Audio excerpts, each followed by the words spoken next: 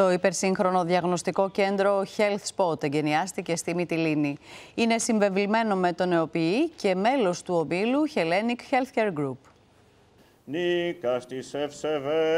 Τα επίσημα εγγένεια του νέου υπερσύγχρονου διαγνωστικού κέντρου Health Spot πραγματοποιήθηκαν στη Μυτιλήνη.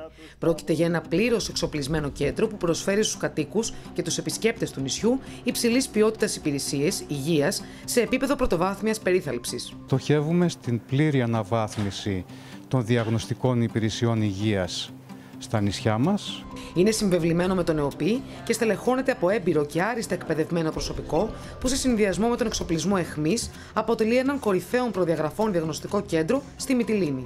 Θα προσδώσει και πολύ μεγαλύτερη αξία και πολύ μεγαλύτερη ανταγωνιστική αξία στο τουριστικό προϊόν. Το Health Spot Μυτιλήνης διαθέτει υπερσύγχρονο αξονικό και μαγνητικό τομογράφο και ψηφιακό μαστογράφο.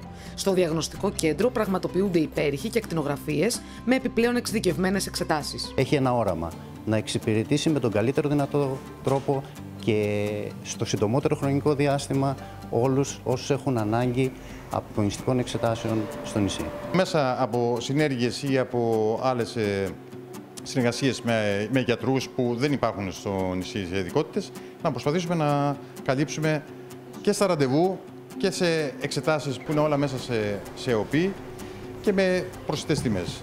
Όπως όλα τα θεραπευτήρια του Hellenic Healthcare Group, έτσι και τα διαγνωστικά κέντρα Health Spot διακρίνονται για την καινοτομία και την παροχή ποιοτικών υπηρεσιών υγείας, με το κύρος και την αξιοπιστία του μεγαλύτερου ομίλου παροχής υπηρεσιών υγείας στην Ελλάδα.